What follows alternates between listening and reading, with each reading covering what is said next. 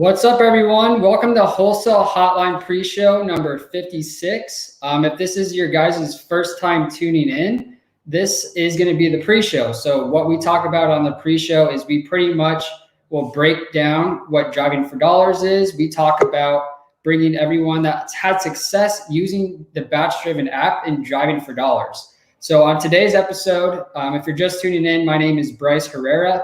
And we pretty much just break down Driving for Dollars and how to get your first deal. So today in the backstage, we have a new guest. His name is Andrew. He actually was Driving for Dollars and stumbled upon his first deal. Because of the BatchDriven app, he was able to make his first assignment fee of $23,000. So his first deal, Driving for Dollars, he was actually able to put some money into his pocket. So we're going to have him hop on. We're going to let a few more people hop on here just so we can get this thing rolling. But let me know what market you guys are in. I want you guys to be squatting up. And then we're going to pretty much dissect what his business is and how he got his first deal. So it's going to be very exciting. If you've never done your first deal, Driving for Dollars is definitely the way to go. So I'm going to have Andrew hop in here, and then we're going to break it down and see if we can help you guys out. Awesome, Andrew. Guys. Awesome. So super excited to have you guys here. But I think we should just hop into it. So Andrew, why don't you tell us, for the people that are just tuning in, what market are you in so that we can have people actually connect with you and, drive for dollars? Sweet. So we're over in the Philadelphia market, Bucks County, PA, to be specific. It's like 10 minutes out from it. And that's our local market for now. Been hearing a lot of talk about virtual wholesaling, so we don't know specifically how to do it. The way I did it was just in person. So once we learn that, of course, we're going to be branching out to other markets, of course. So yeah. Awesome. So if you guys are in the same market as Andrew, make sure you're squatting up with him, right? That's what we preach. That's what Jamil, Brent, and Pace preach. Make sure you're squatting up. If you want to tag or put your Instagram or the best way to locate you, Andrew, put it in the comments. Yeah. Put that on the screen. Cool. Awesome, guys. Like in the chat box? Yeah, just put in the comments. Oh, yeah. So this is our growing business. We just started it. So anybody that reaches out can reach us out through Facebook, Instagram. And just shoot me a DM and I'll definitely reach out to you. Awesome. So let me copy and paste it in the comment section real quick. And then if you guys are in the market the same as Andrew, make sure you're squatting up with him, right? That's what we're trying to preach here. And, we're going to pretty much just break down, Andrew, what your business is, kind of how you got started. I know I got my first deal using the BatchDriven app, and I want to see how you were able to get your first deal. So why don't you tell us, well, first off, congratulations on getting your first deal. That's huge. That's life-changing. And that's what people on here need to see. They need to hear your story. They need to see how they can take action. If they just take action, just like you did, Andrew, that's life-changing money, that $23,000 assignment that you're going to take. So why don't you tell us, how you got started and kind of what your story is in the wholesaling? So I really want to take the time to, I would say like 2 years ago, yeah, I was in Los Angeles. I was always wanted to learn about becoming an entrepreneur, and I was there to do film, and I was, doing some acting, but something popped up as wholesaling. And when wholesaling popped up, it wasn't really a big thing out in the West Coast because the market was just very, very tough to get into. So fast forward, I come back here right before COVID hits, and I'm like stuck here. And I'm like, oh. So I was born and raised here, but I moved out to LA to pursue writing and film. And when I got back here, I was like, dang, what do I do? Like, production stopped, nobody's doing anything, so I was just sitting there writing. So of course, writing is not going to pay for the bills, so I had to get a job somewhere. And what better job to do during COVID than work at Amazon? So I was an Amazon driver. Like last year, I was like busting my butt, I was working like 40 hours, 50 hours, even 60 hours. And it was insane. So one day what's called like, when you finish your route, you have to go and do what is called a rescue. So you got to go help someone out. So I go and I have to, help out this guy. And he's saying, "Oh, why don't you go deliver this package over to Langhorne Newtown area?" So as I was delivering a package, there was a real estate school, and the school what do you call it? It was investor schooling. So the guy was saying like posters and stuff about the wall about teaching real estate. I was like, "So what do you guys do?" He goes, "Oh, we teach how to do wholesaling." I was like, "Huh, that's cool." So it's crazy how the whole time before that I wanted to learn how to do wholesaling. It just popped up in my mind. So then boom, it just manifested itself and I started doing that. So a lot of the stuff that they were saying was just very conventional, and I was always looking for ways like, is there like an app that can like just really start automating this stuff for you? And maybe skip trace it instead of me having to doing everything old fashioned, write the addresses down. But no, I literally, I heard about Deal Machine. That's big on the East Coast. And then I was, not to talk bad about Deal Machine, of course, but it wasn't working for me. Just just too many complications. Let's just keep it at that. But then I found out, I hopped on YouTube and I was looking for other apps, and I actually stumbled upon Cody Barton's YouTube channel, and he said, "Yo, you guys got to hop on BatchDriven." So I was like, okay. So I hopped on BatchDriven and I started playing around with it. It was so cool. Like you can literally pull up a list of vacant absentee owners. That was my list. That's what I went for.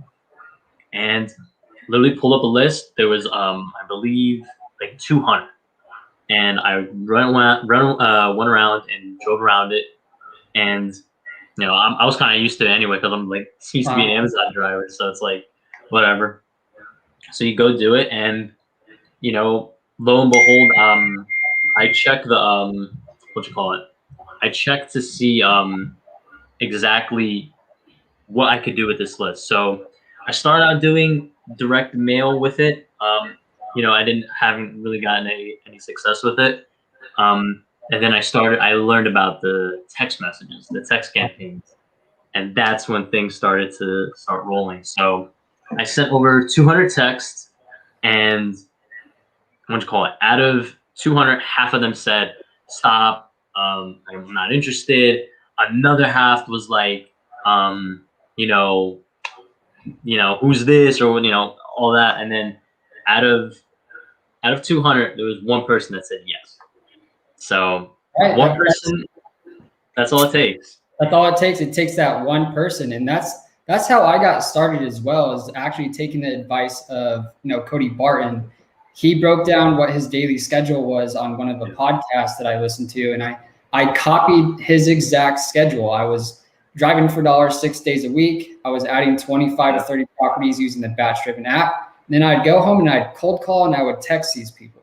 That's all there was to it. Finally, after the 3 months came around, I found that one person that was looking to sell, and it turned into my first contract. And it's really just changed my life from there, just from this one simple app, right? There's nothing complicated about it. It's super straightforward. All we're doing is adding these distressed properties to our list, and then we're going to send either SMS, cold call, you can door knock, you can even send mail campaign, right? You guys can do this all from this one app, and that's why we're so passionate about it, because $23,000, man, that's a lot of money to get on your first deal. And we have multiple people getting deals using the BatchDriven app. So we're excited to bring them on, the next week, the following week after that.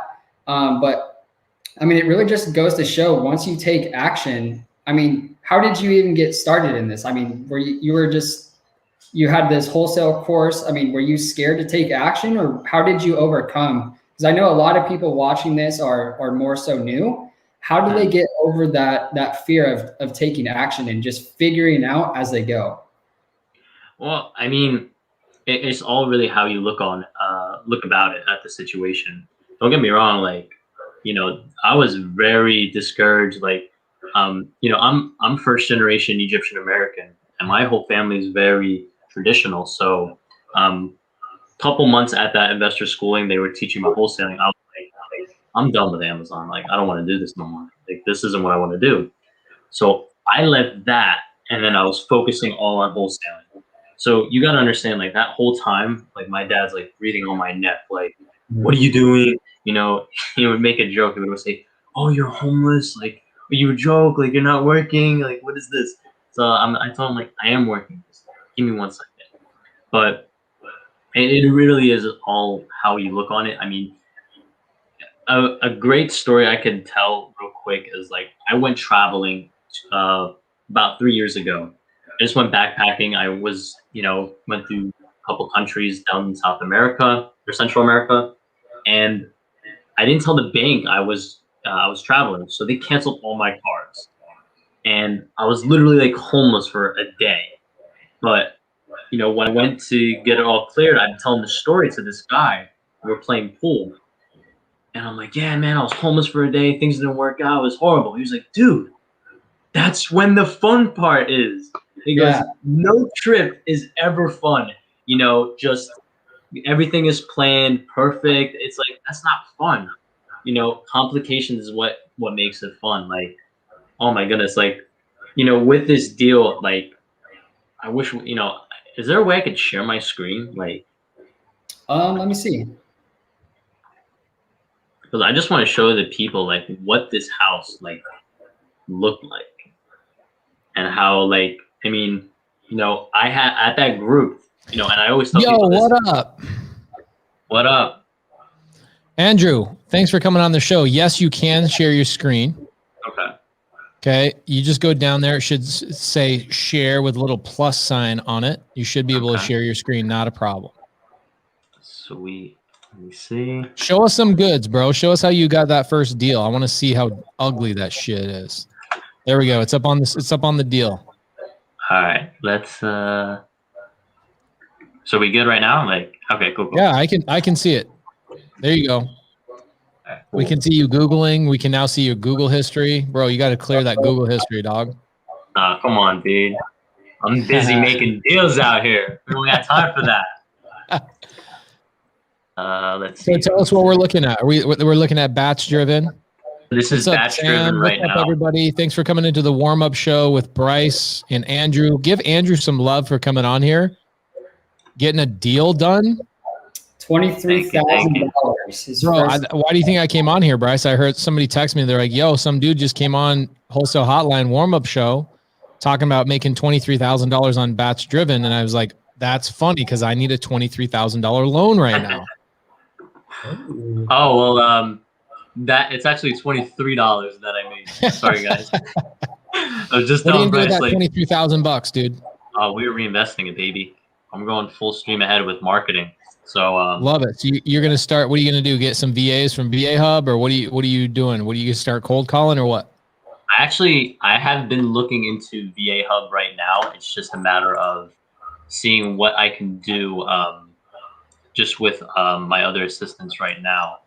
So kind of like little babysitting them. So I'm like, maybe I should try VA Hub, but that's my plan. Yeah, dude. But VA Hub's all about no babysitting type of stuff. So hey, everybody, we got 175 people on the warm up show.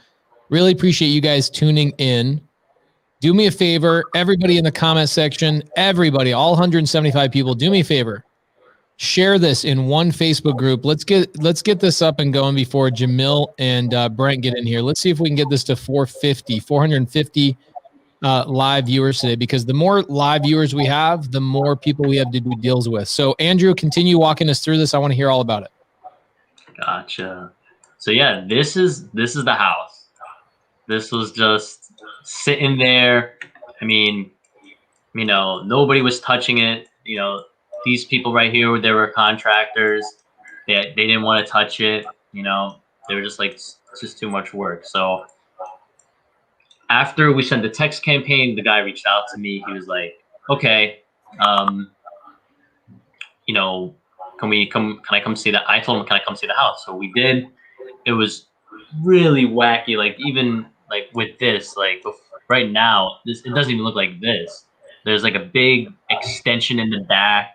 I don't know what this guy was trying to do. He had no permits, and it was just a disaster. I mean, I think I have a Google Drive. Let me see. What the hell is stuff here? So you only sent 200 text messages, and of those 200 text messages, were you sending it within the BatchDriven app, or were you exporting it to a larger list or a larger application? No, I did it. I did it all on BatchDriven. So you did all of this within the one app. Yeah, you can. It's like I know we have, you guys have BatchDriven, Batch Leads, Batch Dialer. I mean, I looked at it. I was like, dude, this is all right here. Like, look at this. You can send SMS campaigns. All of this. Like it's literally right there in one tool. So if you guys want to do like one big list, I would do Batch Leads. But really, BatchDriven, like you driving, like say you pull up 100 properties, you want to text them real quick. Boom, BatchDriven's the way to go.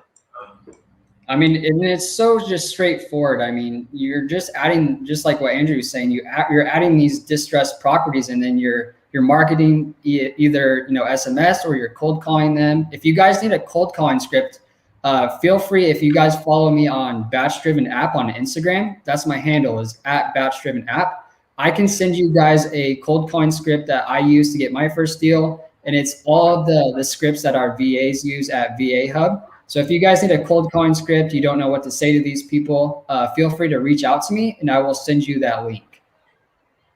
Gotcha. But yeah, so after I sent the text, he called me. He goes, "Hey, I see you texting me about 4642 Belmont Avenue." I said, "Yeah. So what's going on with it? Do you plan on selling it? Do you plan on renovating it? It seemed vacant." And he was like, "Yeah, I just got too much on my hands. I'm looking to sell it." I go, "Okay, can I come see it?" So this was like right down the street from my house. And I'm like, "Okay." So we go see it. Yeah, we go see it. It's like 10 minutes away from my house. We go see it. And And I'm asking, I'm like, "All right, so what do you want for it?" Or, well, actually, no. Before that, I just asked him, what the heck is going on with this house? It's just wonky. There was no permits on it, and I'm literally telling him, like, what did you plan to do with it? He goes, "I wanted to cut down all these trees and all that." And I was like, "Okay, so why can't you do it?" And he goes, "I have 3 other houses I'm building right now, and this one is just way too much for me." So I said, "Okay, how much do you want for it?" He said, "Dude, I've gotten offers for 20, 30 grand." I'm like, okay. So automatically in my head, I'm like, I can't offer that. So I said, "How much do you want for it?" And he started at 70, and I said, "Can you do any better than that?" And he goes, "I could do 63.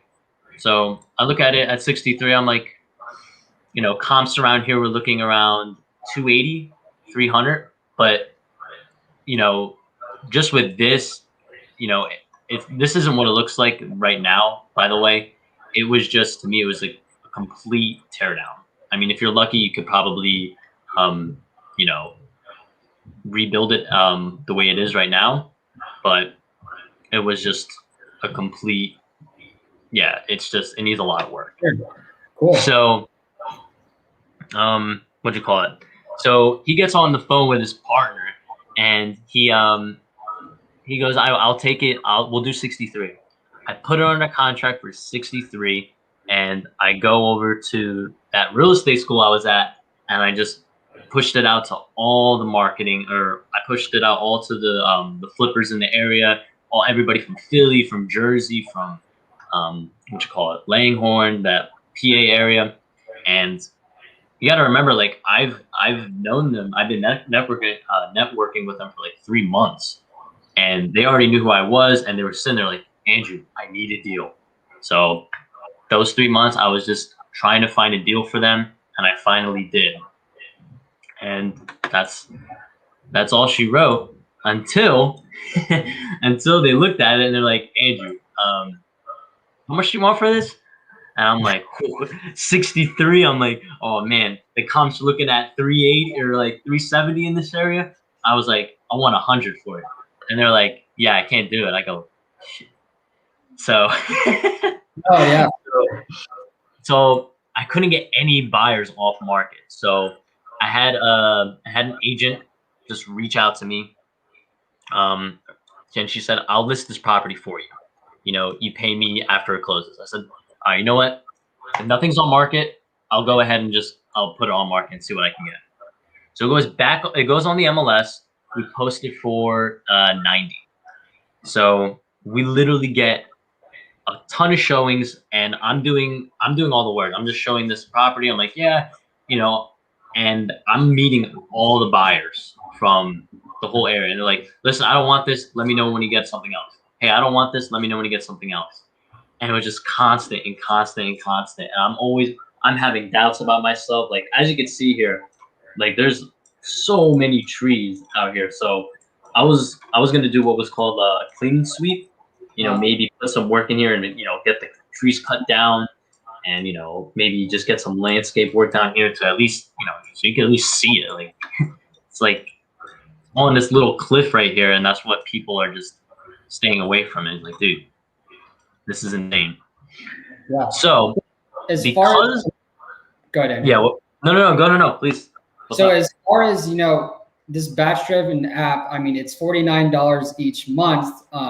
On this screen, Stephen asked, how much did you pay for those 200 texts? So do you kind of have like an overall estimation of how much it took for you to get this $23,000 assignment fee? Okay. So I paid for the app, you know, it's $50 a month, times that by 2, you're at $100. You know, had $100 to send the text messages, to skip trace them. They're like, what? Less than 10 cents. Less than 10 cents per lead, something like that.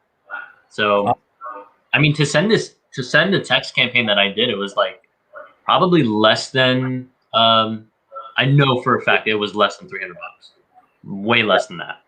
Awesome. So yeah, that's my average was $250, but it looks like our time is up. It looks like PB&J are about to hop on. It's about 5 o'clock. Before we go, Andrew, how do we reach out to you? What's the best Instagram or the best way to contact you? I'm gonna put up the thing. So this is actually our email, my email for the business, fnfhouses@gmail.com.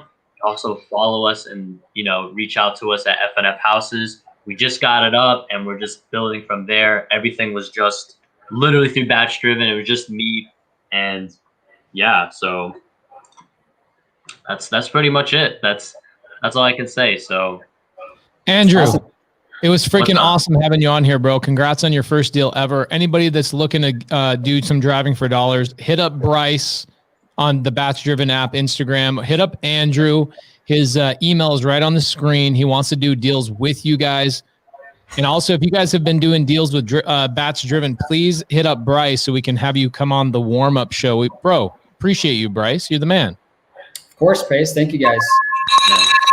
Bada bing, bada bing. There we go. Congratulations. Let's get this thing fired up. You guys ready?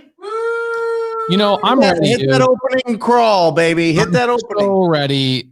Guys, thank you so much. Let's get cracking. Yep.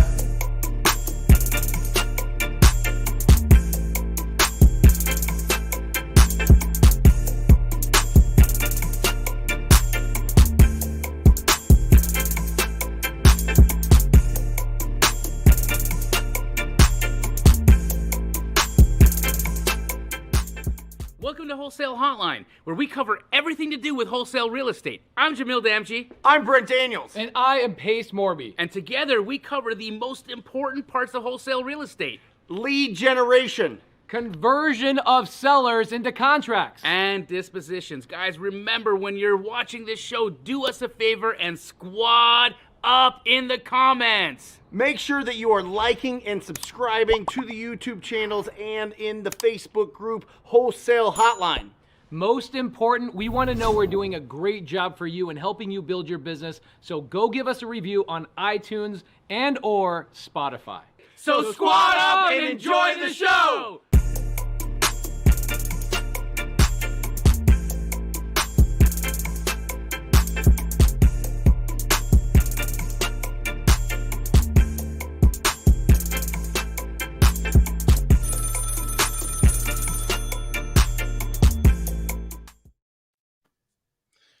Here we go. Here we go. Let's roll. You guys ready? Yeah. Wholesale Hotline number 56. The LT, the Lawrence Taylor of shows tonight. That's right. I'm bringing LT back, baby. I know you're not big NFL guys, but listen, he had 132 and a half sacks in his career. We're going to answer 132 and a half wholesale questions in the next 90 minutes. So let's bring the heat. Everybody, thank you for joining me. I am Brent Daniels, Mr. TTP, Mr. Talk to People, talking everything lead generation. We've got Pace Morby here talking about converting all of those sellers, giving you all of the scripts and tactics that he uses to get so many deals, not only here in Phoenix, but across the country. And then we've got the man, the man that set this whole show on, the guy that put this this literally was born from the synapses of his beautiful brain, and that is Jamil Damji, talking everything exit strategy and disposition. This guys right here, these three guys on the screen that you see now, we are doing our best to approach 10,000 closed deals combined, most of them happening from this guy, but we've got it. We've seen it all. We've heard it all. We've been around it all. We're ready for you. We love you. Make sure that you put in the comments where you are from so that you can squad up with other like-minded people in the comments section. Guys, how we feeling? So good. So good. Thank you for that intro. That studio pace. Well, actually, this is here. Let me show you something real quick. Let me see if you guys recognize this guy real quick. Mm-hmm. You guys know who that is right here? That's Jay Valentine.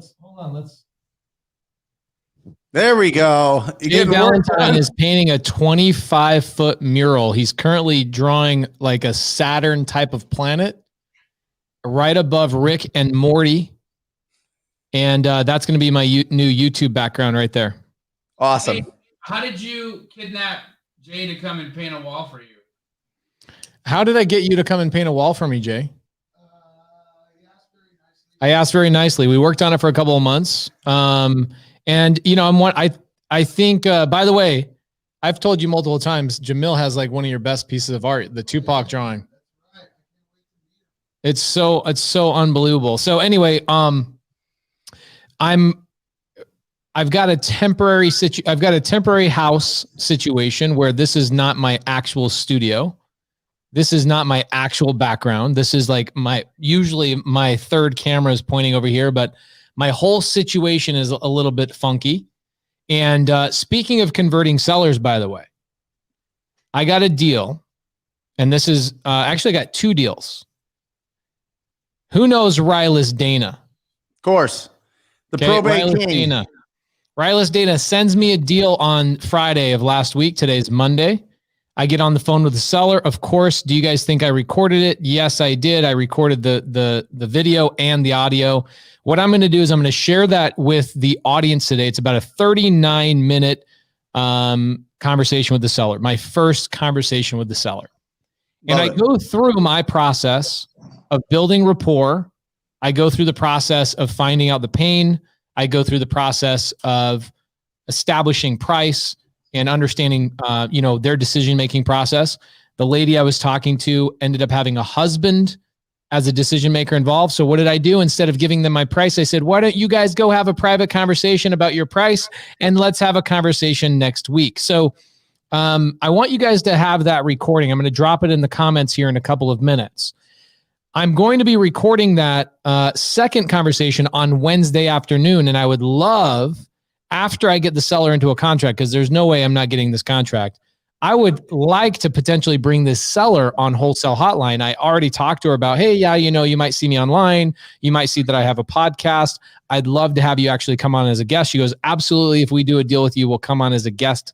And I want to walk you guys through the process today of how that deal and multiple deals I've done with Jamil through Rylus Dana have been deals that cost me $0 of marketing, $0 of anything. Because isn't that the topic of today, is how to do deals with $0? Yep.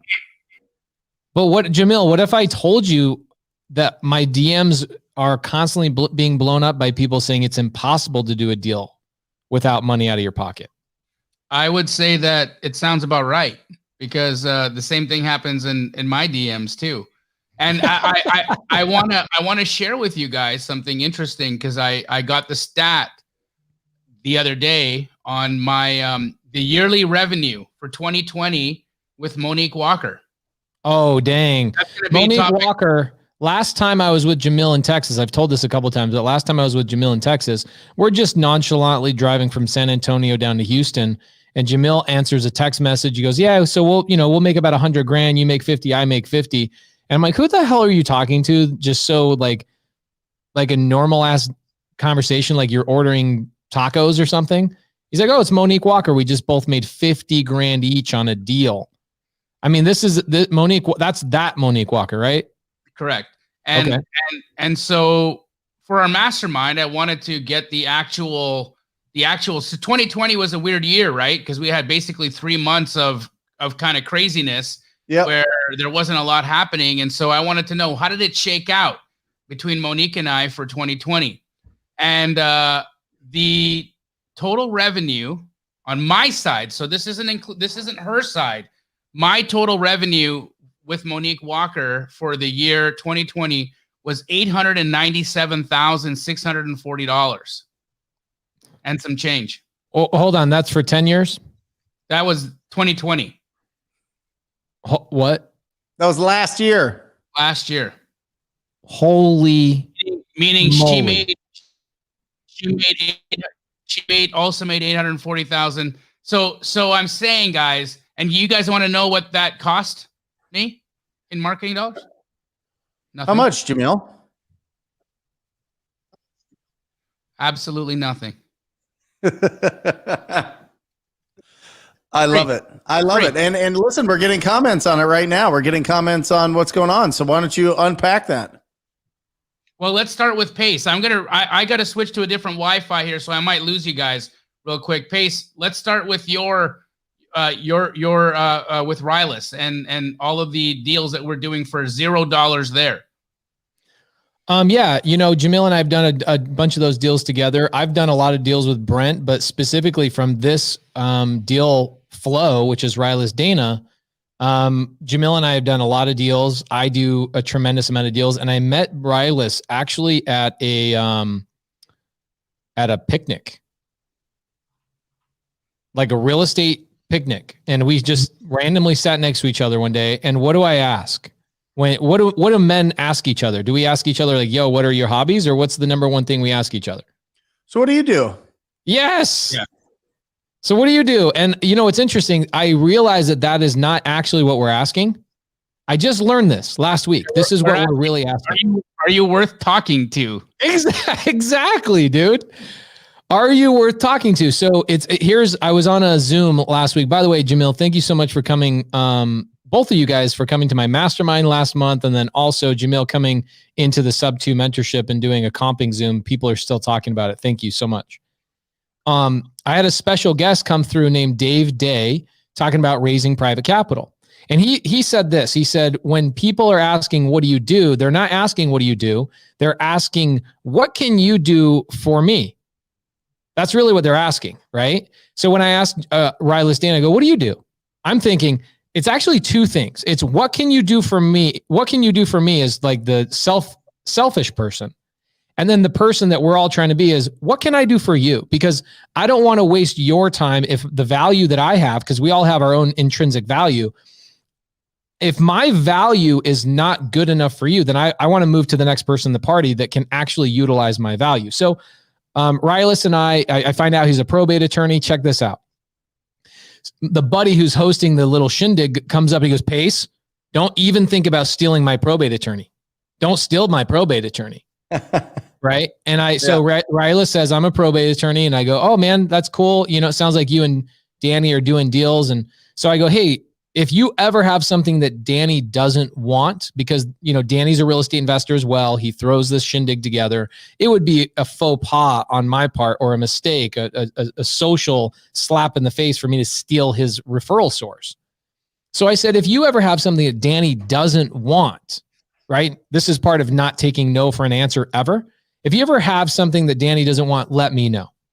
So about a month later, Rylis reaches out to me. He goes, hey, are you serious about like helping me in my business? Because I have a client who inherited a property an hour north of Show Low. What's an hour north of Show Low?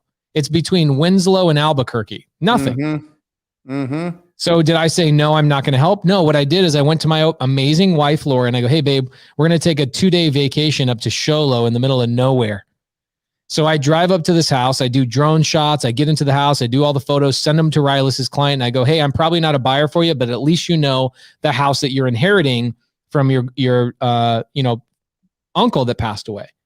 He calls Rylis. Rylis calls me and he goes, dude, I've never had an investor go out of his way to bring that much value to me with nothing to gain. And I said, Rylis, I do have something to gain. I gain your relationship and I establish that I'm the kind of guy you want to do business with. So you let me know when you want to start sending me more deals and more opportunities. So let's cut this story down. I have made probably not anywhere near what Monique Walker and Jamil have done in the last 2020, but I would say that we hover around $40,000 a month on average just from Rylis Dana. Okay.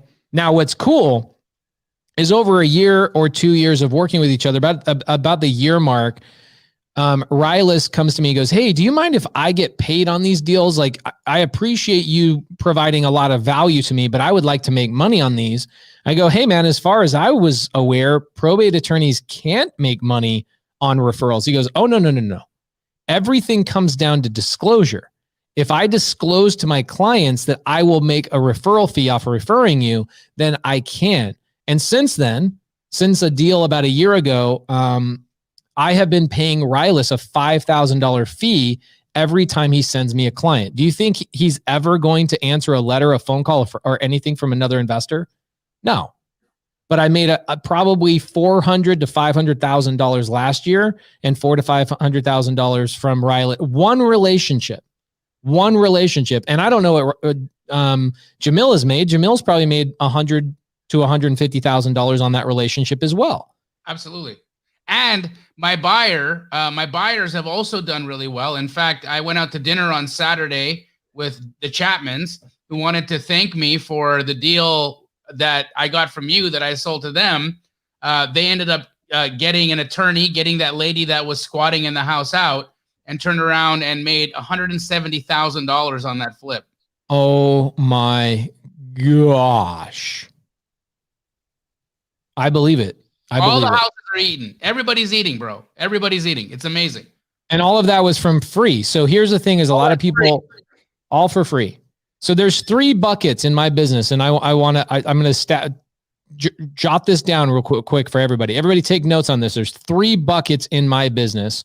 And I imagine Brent and Jamil are the same exact way. It's just maybe their buckets are different sizes, but I imagine you guys all 3 have the same buckets. Bucket number 1 is direct to seller, right? Jamil's probably bucket direct to seller is much smaller than my direct to seller because Jamil is primarily a disposition company, right? But still, we all do direct to seller to some degree or another. The second bucket is going to be JV opportunities, right? Somebody sends me a deal or I send Jamil a deal or Brent and I do a deal together, whatever. That's a JV opportunity. Real estate investor to real estate investor is a joint venture. Real quick, I just to piggyback off the first one there, Pace, the direct to seller, I consider agent relationship direct to seller. I'm direct to seller on that contract. Just because there's a realtor involved doesn't mean I'm not working directly with the homeowner. Love it. Good distinction. Yeah. I have full control of the deal. I'm the party to the contract. I'm the one assigning. I'm the first in line. I call that direct to seller for free. I like that. Thank you for pointing that out. Yep. And then the third one, which one is it? What's the third bucket? Referrals. Yep. Right. So a referral is different from a JV guy. So a JV is going to be typically another real estate investor saying, hey, do you have a buyer for me? Or, hey, let's go fix and flip together. All three of us on the screen, we do a lot of JV stuff together. But a referral would be something like a probate attorney, or maybe a real estate agent that you're not direct to seller with, or Jamil has a whole bunch like insurance agents and stuff like that. Jamil's insurance agent, he has one insurance agent that's a freaking beast referral machine, right? So here's the thing is I'd love to deep dive and unpack this. And maybe we even have Rylas Dana come on as a future guest on the show. I think it is such a vital part of business is to have all three of those buckets. It's really hard, in my opinion, to scale with only one of those buckets. So here's my thought. My thought is, I go, why don't I create a probate attorney? How do I approach a probate attorney? How do I talk to him? How do I get referrals? So Rylas and I are creating a free probate attorney course for my sub 2 mentorship. So for the next 8 weeks, we're recording 8 2-hour modules specifically building out a probate attorney business. Zero cost of leads, zero cost of marketing. I've never even bought donuts for his office. All I've done is provided value in return. And if all marketing, if I decided one day, I go, you know what? I'm 60 years old. I'm going to hang in the towel. All I have to do is live on that relationship and service that client for the rest of my life. And from that one person, make $400,000, $500,000 a year. It's insane the opportunities that we have in real estate. It's insane what we can do. What about you, Brent? What are your 3 buckets and how are you doing free deals as well? Yeah, really interesting. And just so that there's clarity here, because I think that we kind of talk in a high level here. So Rylas is a probate attorney. He has people that want to sell properties. He refers it to Pace. Pace then takes that property and oftentimes sell it through Jamil. That's how everybody's getting fed there. So if you're a little bit confused, if that was a little bit fuzzy on how everybody was getting paid there, that is the structure. That's the relationship that Pace is talking about. And it's the absolute truth. I mean, listen, there's 3 ways, right? If you're going to be doing like wholesaling property, and that is you're either getting in front of somebody, you're prospecting, or you're marketing, right? You are JVing with people. You've got a great buyers list. I mean, this is what Jamil has like totally broken the mold and shown everybody exactly how to do that business, which is getting a really robust cash buyer database and having people that are having either troubles building their cash buyer database, or what I have found, Jamil, is a lot of guys and a lot of gals out there, a lot of wholesalers love to hunt. They love to hunt. They love to go after those deals. They love to get those deals, but they have no interest in selling those deals, right? They'll have somebody take over. Go ahead. Did you ever watch the movie Year One? Amazing movie. Yeah. No. Okay. You got to watch it tonight. Okay. So anyways, it's Jack Black and that Michael Cera. Yes. And they're cavemen, right? And so all the hunters, they get all the glory. They get all the women, they get all the jazz, they get all the stuff, right? And all the gatherers are like, but I consider what we do gathering. Yeah. We still need to do that to eat. Yeah, but I mean, it's really interesting because I think the flip side of that coin is you went out and you started that relationship with Correct. Monique Walker. You went and started it with all these people in town. You went out and you reached out to all the real estate agents, all the other wholesalers, all the investors, and said, hey, I'm looking for deals. I'm looking for deals. I'm looking for deals. And at that time, you were really building it up as you were the buyer, right? You were building it as the buyer. You were able to close on those deals, and people brought them to you and they're like, oh my gosh, this guy's incredible. And then you would either close on them or you'd sell it to somebody else.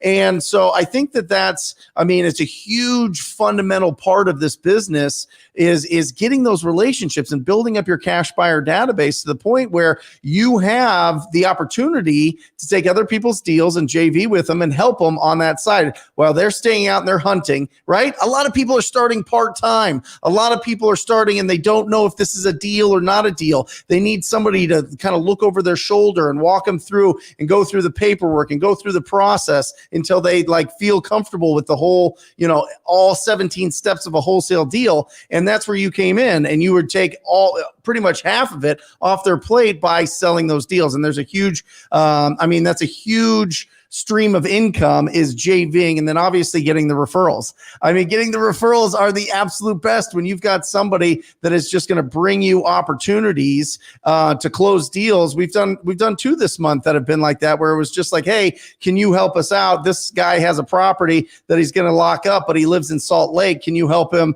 Can you take down this property, or can you sell it? Yes, we can. And then another one, somebody's out of town in Cottonwood, doesn't have buyers in Phoenix. So we bought the property at 190. It's worth 305. So, there's a ton of really great opportunities if you're out there and being loud. And that's what we talk about on this channel is be loud. 2021 is the year to be loud. Let people know what you're doing. Document your day, showing that you are a real estate entrepreneur, and you get the opportunity to JV and get referrals. That's the point of the show. Squat up.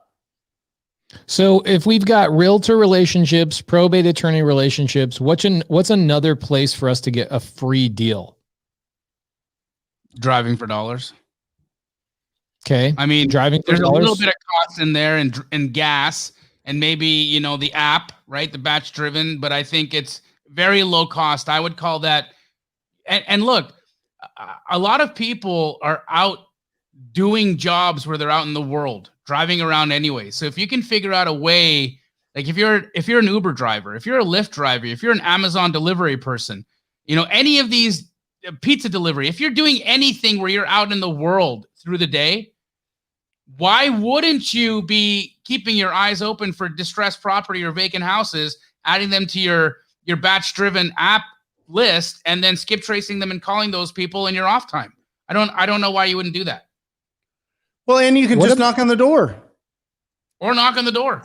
You know what I mean? Like if you want to talk about getting something for nothing, Kev put it right here, walking for dollars. You know what I mean? Like I've had deals, and you have people that have gotten deals from it, from riding a bicycle, riding a skateboard, whatever.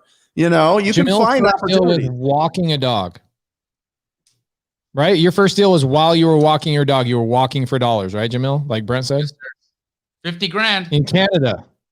Mm-hmm. So, Brent, you just mentioned something. You said 2 people came to you and said, hey, I need help on some deals this month. Yep.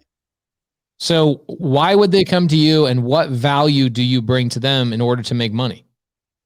Well, the opportunity, they know that I'm very active. My company is very active in the market, and they just wanted some help. So they reached out, and I turned them over to Jeremy. Jeremy sells your land deals. Jeremy does a great job of really nurturing the relationship. And it felt like a little mini Keegley type of thing. You know what I mean? It's just on a much, much smaller level for sure. But it was just the opportunity to help somebody out in our community. And they make a ton on them. They're each making, they got fantastic deals. And that's really the start of it, is making sure that you get a fantastic deal to be able to put in front of other people. But it's just building a reputation that you know how to close deals. If you know how to close deals, deals will find you, because that is one of the most frustrating parts. You get so excited and you get so much energy and you get that property locked up, and then all of a sudden you go, oh no, what do I do now? Okay, well, I'm going to post it on Facebook. Well, people are being weird there. Okay, I'm going to post it on Craigslist. Oh, I don't know. There's a bunch of random people talking to me there. I'm going to go and try to DM some people that I follow on Instagram. Oh, they're not responding. going? What's happening? All these things. And then you start getting really, confused about what you're supposed to do. You're getting frustrated. You inherit the stress and anxiety of the seller because now you're like, what do I do with this deal? I don't want to back out. I don't want to disappoint the seller. So that's why this show's around, right? To squat up before that even happens so that you have some backup, so that you have a community, so that you have people here that can help you out. And that's why, Keegley's kind of spreading throughout the whole country to be able to provide that. So it's just, once you get to the point when you've built up a nice rhythm of finding opportunities and selling those and being loud about it, people will seek you out to help them out. And in exchange for helping them out, you split the deals with them. It's pretty typical. Speaking of Keegley going across the country. So Thomas Martinez, who was one of our most viewed episode of all time, it was back in January. So if you guys have not gone back and heard that, go back to iTunes or Spotify, go look up Thomas Martinez, Rochelle Jarvis, oh my gosh, Brent Bowers. Like, we've had some amazing guests on the show this year so far. Amazing shows. Go back and watch those. Thomas Martinez is coming into my Sub 2 mentorship on Wednesday to talk about how he's expanding and how people can work with him in a more intimate conversation, right? A more intimate one-on-one experience. So that's happening Wednesday inside my mentorship. Awesome. Jamil, what kind of value can you bring? Like, maybe you're an Astro student, whatever it is. What value are you bringing to the marketplace if you're not spending any money on marketing? So much, right? The fact is it's so lazy for us to think that the only value that you can bring to a business model is cash dollars or cash marketing. So good. It's like, that's the American thought process, right? Oh, I'll just spend money and my phone will ring. I have seen more wholesalers go out of business with that mentality than anything else. In fact, I have a very friendly love for our competing franchise out there that's in the wholesale space.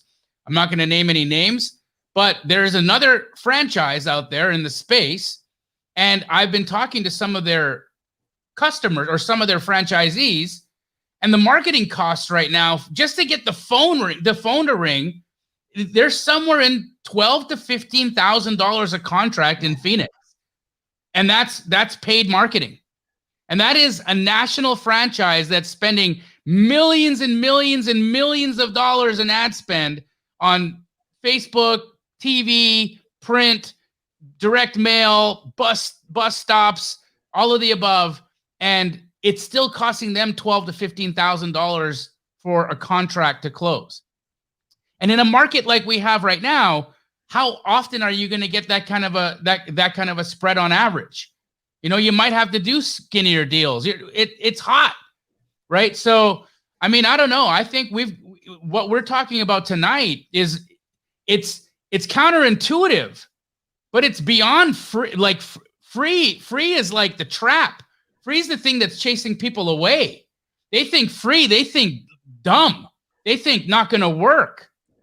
That's not true.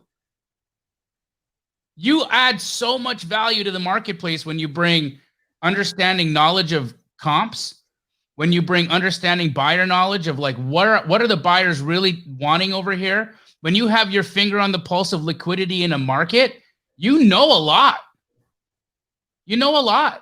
Okay, I got a question for both of you guys. Yeah. Okay, you guys know about this challenge thing that I'm going to be doing sometime this summer, where I go sit on a park bench with no money in my pocket. I'm going to start all over. I'm not only curious, but I genuinely need your guys' insight and consultation here. Okay, I take Jamil. This is Jamil. We're going first. Brent, we're going second. Yep. Jamil, I take you. I put you in Omaha, Nebraska. The phone that you have is a flip phone, and it has none of your existing contacts other than your wife and 911 in it. What are you doing? What's your first thought that pops in your head? How I got to go make money in this town utilizing what I already know in real estate? Here's my order of operations. Ooh, hold on. I'm writing this down because I might have to like literally do one by one at a time. Let's go. I love this. So I have a flip phone, right? I need to get to a library so I can have access to internet. Right. Right. Do I have any money, Pace? $100. Great. I'm not going to the library. I'm going to T-Mobile because I can go get a cheap ass phone with an unlimited data plan. And I'm going right to T-Mobile. I'm going to go get me a cheap ass fake Android and unlimited data. And I'm going to go find a warm place, probably a coffee shop where I can work out of for a cup of coffee and use their Wi-Fi and use their internet for the day. I'm going to get onto the internet, and I'm going to start reaching out to real estate agents in the area. And I'm going to want everybody to come meet me at the coffee shop because I'm already in a place. I'm already I'm going to find a nice coffee shop somewhere that's swanky. I'm going to have all the agents, anyone who's available to come and meet me at the coffee shop, or I'm going to have conversations with them. And I'm going to spend. What would be your opening line if you reach out to an agent in that area? You find an agent, right? What would be not word for word, but what's kind of the vibe that I'm sending out? I just landed in Omaha. The only thing I know how to do is fix houses. Oh, I love it. And on my way to this coffee shop that I'm calling you from right now, I saw 30 houses that needed me, but I don't know how to get in the door. I heard through the grapevine that you are the person I need to talk to. You're the most amazing realtor in all of Omaha, Nebraska, and I need your help because I really don't know how I'm going to live in about a week. So I need to buy a house, and I'm hoping while I'm fixing it, I'm going to sleep there. I've got the cash to close. Sell me something today. So good. There's some really good instruction right there. Sell me something today. And I'm going to have that conversation 1,000 more times. Okay, so I've got my phone. I'm hunkering down. And I know this is possible. When I was traveling around the country last summer, I stopped in Lake Tahoe. We were there for 10 days. And every single day, I went to this coffee shop. They didn't even make me buy anything. They just let me vibe and hang out on their amazing, like, bohemian spot. And I'm like, I can't believe there's places like this that exist. And then as I went around the country, there's like hundreds of them in every city, right? So you're there, you got your smartphone, you're reaching out, you're fully transparent. Hey, I just landed in Omaha. The only thing I know how to do is X, Y, and Z. Sell me a house today. Let's get going. Let's do some business together. And either A, you're talking to them, or B, you're having them come meet you there because you don't want to spend any money on Uber, right? And you're going to wholesale this deal, I imagine, so you can quickly get money. Correct. Right? I'm gonna be telling the realtors because again, look, I may close, I may not. Look, what my exit strategy is my business, and I don't need to tell anybody what I'm gonna do with the house until I know exactly what I want to do. So my intention is I want to buy the house, sleep in it, fix it. Okay. So that's what I'm going to say. I'm going to close this thing in 7 days. I need it not only for a project, but I need it as a place to live. What can you sell me that I can close on immediately? Love this.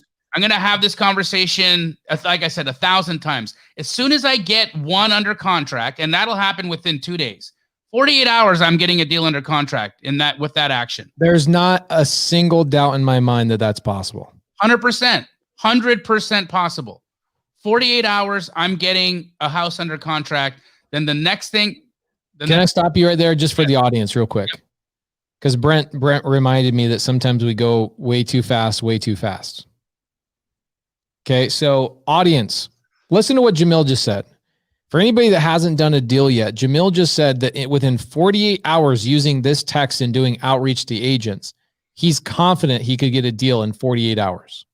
Okay, no cost. Now, the challenge is, can you scale an entire Keegley business on one relationship with an agent? No, you got to start hiring employees and all that kind of stuff. But just to get thousands of dollars coming through the door, tens of thousands of dollars, all you need is one relationship with one agent. So what's keeping you guys? What questions do you have for Jamil while we're on him? Well, what is keeping you guys from going and getting a contract within 48 hours? Here's a question from Paul. It says, how do you contact the agents? Right? So what's the resource that I'm going to use? I don't have an agent database, right? I don't have access to an agent database right now. I'm dropped off in Omaha, Nebraska. I have no contacts. So I'm going to go to Zillow.com. I'm going to go to Realtor.com, and I'm going to just look for real estate agents there. I'm going to Google real estate agent Omaha, Nebraska, and I'm going to just start going down the line. I'm going to find a link to their board of realtors.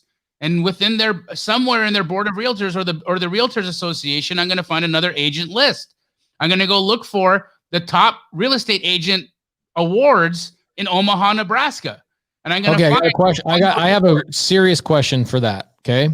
So I know that there's title companies. A lot of people don't know this, but you can call your title company and you can say, who are the top 25 agents representing buyers and who are the top 25 agents representing sellers in this state? And they will give you that list, right? They have that data, right? Well, that's how I plan to sell my deal. Oh, dang. Okay. I don't want to cut this up. I just wanted to make sure we were touching on this. It doesn't cost a lot of money. Now, here's my question. This is my real question. Is it better for me to reach out to an agent who's like doing 100 deals a year? Or is it better to reach out to an agent that's like 10 deals a year, super hungry? What do you think? Yes. Or are you reaching out to everybody? Yes. All of the above. Everyone. I want the agent who's a barber. I want the agent who's an agent. I want the agent who's a rock star. I want an agent who's learning how to drum. I want every single one of them. All of them. Because it's just like a seller, it's all timing and consistency. I know that if I continue hitting these agents up with the right timing and I do it consistently, addresses will materialize. Always. Without fail. So how do I contact the agents? Am I just calling them or am I texting them? Calling them. All right. They're not responding to you by text. They're not going to respond. So does TTP stand for text to people or talk to people?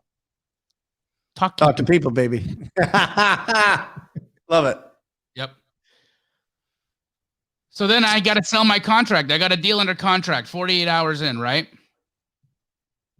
Yes. I got a deal under contract. I have a couple bucks left, so I'll have slept somewhere.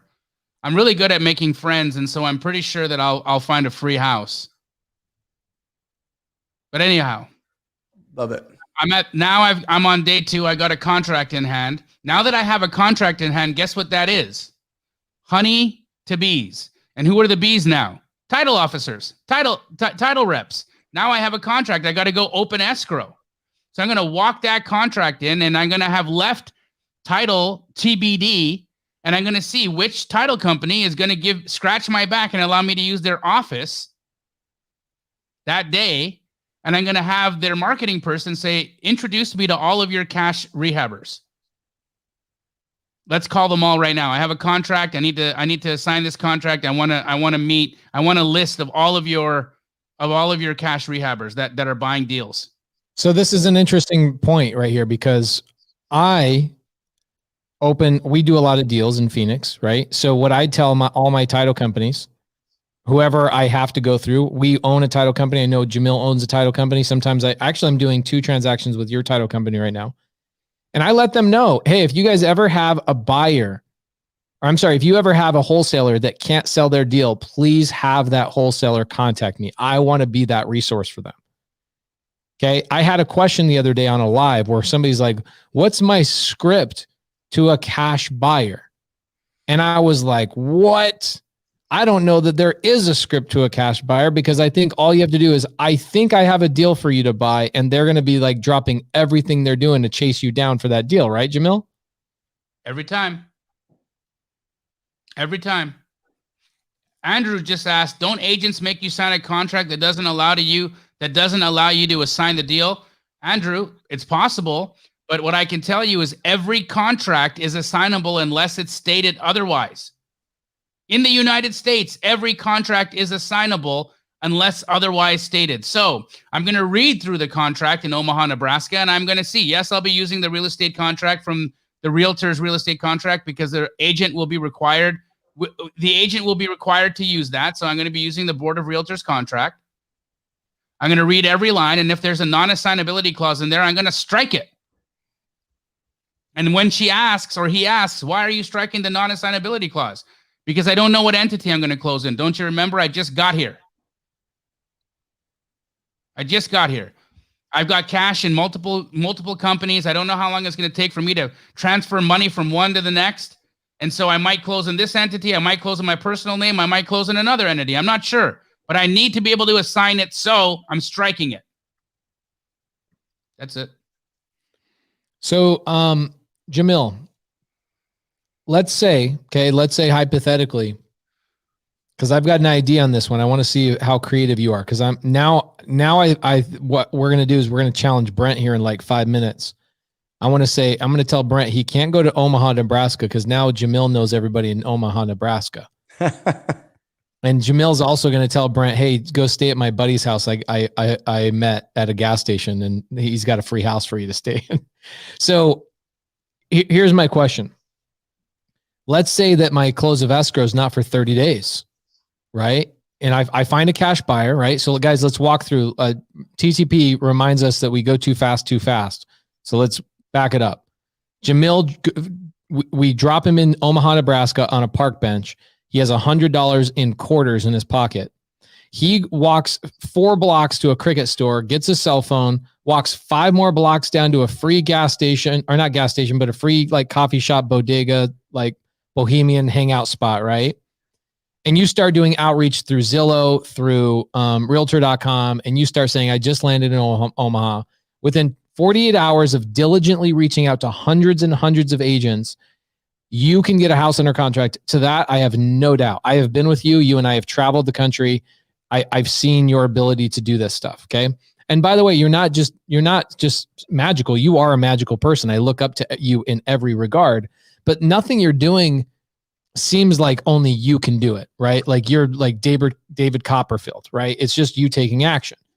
You get the contract. You go, awesome. I got the contract. I run down to title. I say, who are your cash buyers? Introduce me. I'm under contract.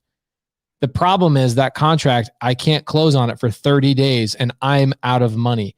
What do I do in order to get money in my pocket right now? Well, now you got to be super creative, right? And, this is not advisable. And a lot of people some people will have a little bit of a difficulty with being able to move forward with this, but I've done it. There's many wholesalers in Arizona who do this, but what they'll do is when you assign the deal, you have the earnest money from your buyer immediately released to you upon acceptance of clear title. So I'll have the title company pull the title report while I'm hanging out with them that day on a rush. They can get it to me very quickly. Title will be clear. So I know title will be clear. Now I'm going to be contacting buyers, and I'm going to have my assignment stipulate that the buyer's earnest money needs to be $5,000 and it needs to be released immediately upon review of the title commitment and execution of the assignment. I like that. I didn't even think that way. Let me tell you a quick thought on my side, because I'm going to ask Brent the same question. What I thought one time, I was like, okay, if I needed money right away, what I would do is I would go to that cash buyer who I just contracted with. Let's say I'm making $8,000, right? I wanted to sell it fast. I just sold it for a quick $8,000, which is very low, but let's just say it's $8,000. I would then go to that cash buyer and I would say, hey, my buddies put me in Omaha, Nebraska, and I don't know anybody. This is a little situation I'm in. I would be willing to reduce my assignment fee if you gave me some of that money right now. Mm-hmm. And I would go to like $7,000 or $6,000 if they were willing to pay me half of it now and half of it when we close escrow. And now I got some extra money in my pocket. The earnest money, I really like that too. That's really freaking smart, because there's a lot of times that's happened to me where I buy a deal and the person I'm buying the deal from has the money released to them immediately. And that there's nothing wrong with doing that at all. I love that. Didn't even think about it. Super smart.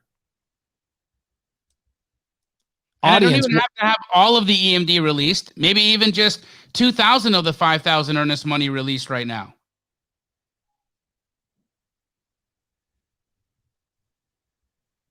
Love it. So what do you guys think about this? I freaking love this idea.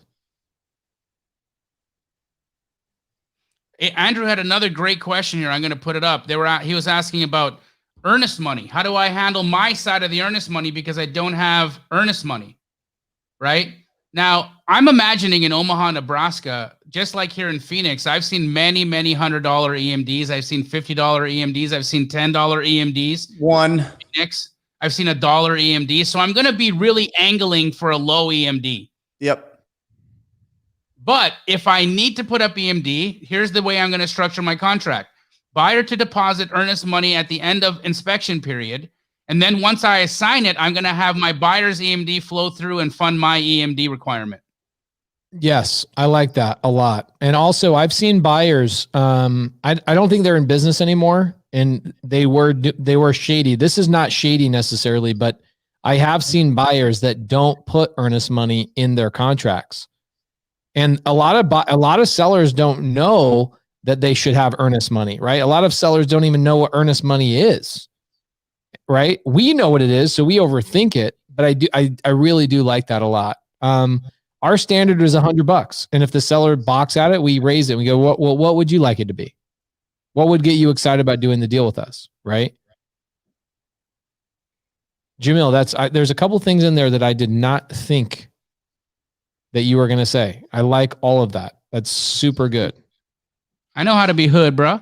Yeah. I saw your Instagram post today, straight out of Compton, by the way. Woo! Love that. So, Mr. TTP. Yes. Let's say you get dropped in, let's not do a small market this time. Not that this is going to change it, but maybe the nuances change a little bit. Okay. But let's say you get dropped in Orlando, Florida. Love it. Okay. You're in Orlando, Florida. Same thing, Yep. $100. It's 9 o'clock in the morning. So you got all day long to figure out where you're going to sleep. You got all that kind of stuff. You cannot leverage any of your existing contacts. Yep. But you can leverage all of your existing intelligence and experience. Do we have a smartphone? Are we just doing let's say you have a smartphone. Let's say you have a smartphone. Okay. Let's say you have an iPhone, but none of your contacts are in it. I get it. I mean, we could do this with or without. You could go to a library and jump on the internet, but this is exactly what I do. I would go on to Google and I would type in "sell my house for cash Orlando." I buy ugly houses Orlando. Fix and flip companies Orlando, whatever it is. And I'd find the top 20 real estate investing / wholesaling companies. Okay. And I would steal Jamil's line and I would say, hey, listen, I was just dropped off in Orlando. And the only thing that I am good at is reviving dead leads. I want to partner with you because I don't know the market. I don't have any earnest money. I don't know the comps. I don't have a car. I don't know the title companies. I don't have the right paperwork. I don't have anything. All right. I would love to partner with you. We can put it on a JV agreement, but I would love if you gave me a shot at calling all of your dead leads. And probably 95% of them will tell me no. The 5 or 8 that I talk to, if I talk to 20, the 5 of them that say yes, I'm going to go and I'm going to gobble up those leads. And then I'm going to take my little smartphone and or my Cricket phone or whatever, and I'm going to call the hell out of those leads. Because I'm telling you right now, guys, Pace Jamil, we are having the absolute best quarter we have ever had in our business ever.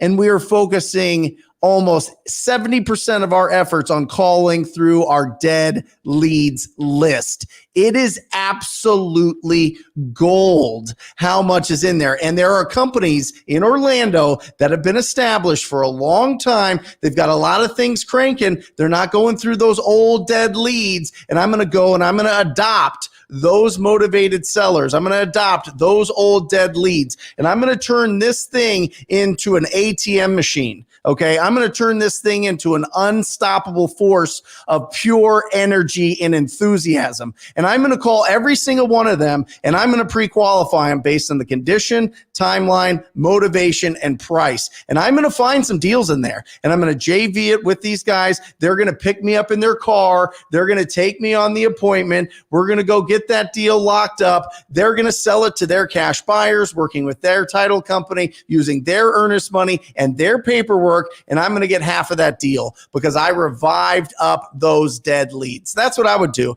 I would go in and I would try to find, if you try to filter everything down into a distressed property list and then start calling, you're starting at a different level than if they've already been approached and said, yes, they might consider an offer, but then it didn't end up going through. Remember, Pace says this all the time.